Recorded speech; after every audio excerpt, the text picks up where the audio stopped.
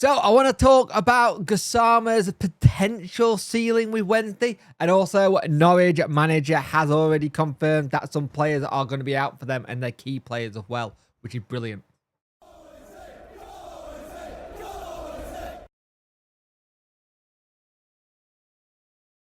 Hello and welcome to this video. If you could like, share and subscribe to the channel, much appreciate it. Liking out the algorithm, sharing gets in front of people's faces, and subscribing lets me know you like the channel. Hit that notification bell to let you know when videos go live.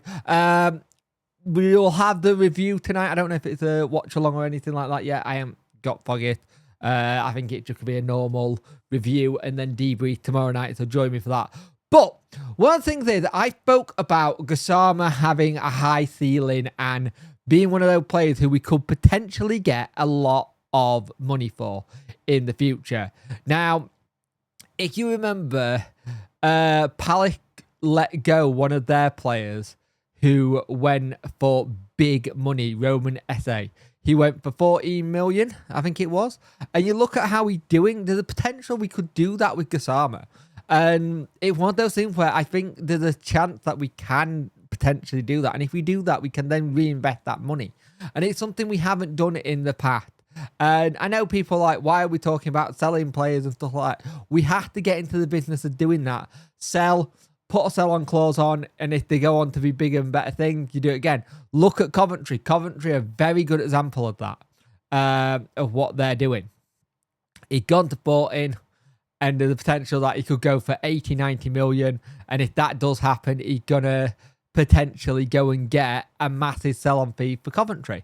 This is what the Sheffield Wednesday manager Danny Will had to say about Gassama. Since I've been here, Gassett knows I'm a big fan. I support him from the first day at the beginning of the season. We had an honest conversation about what I expect from him, and he was honest with me what he demanded for himself. At the beginning of the season, I had to remember that was what he wanted to do, and now he's growing up. In the last 10 minutes, he needs to understand the ref will not whistle for some fouls. It's about staying in the game, being focused, bring the body in. But he told me at halftime he wanted to score today. He did that, and he has always been a weapon for us.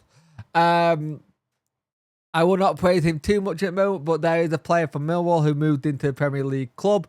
You will know who I mean. I think there's no limit for Gassama when I compare him. 1 against 1, he's always dangerous, but also ready to make the next step. He's more tactically understanding and learning, of course. I spoke to him about how he goes into duels in the last 2 or 3 weeks, and he's been 2 or 3 meters away from the opponent, and this is something he must improve with on the ball. We should be thankful that we have a player here and convinced he will make his way. And I think that's one of the good things. He's a player who's constantly learning, and I think that's something we need to remember. Learning is helping a lot, and the more he learns, the better he's going to be. And just enjoy while he's here, and if we eventually do get someone to get him, then we make sure we are in the position for it to be in a high ceiling price for him, and we be able to reinvest that money. But going on to the tonight game, the Norwich City manager has confirmed they will not have Angus Gunn or Nunes to face us tonight, as well as George Long not playing.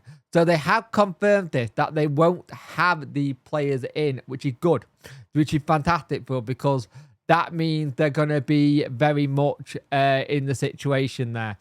He said that Angus and Marta will be in the squad tomorrow. We'll look after the international break.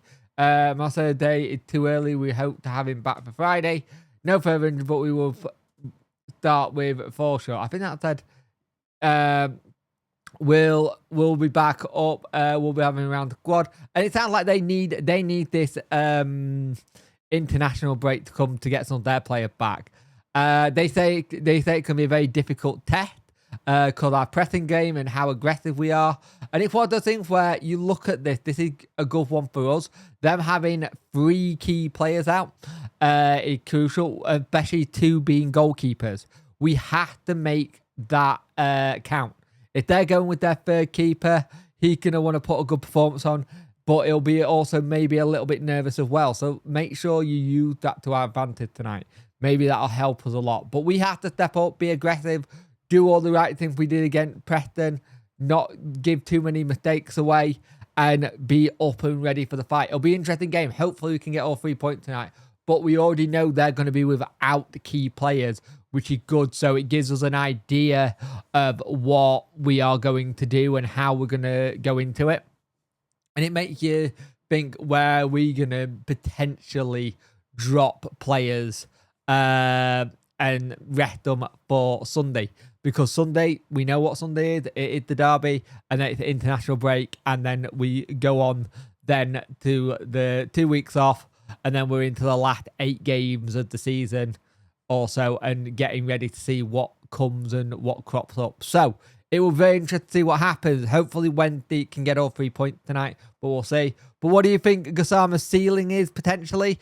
And having 2 key players out, possibly a third, is that a good thing for us?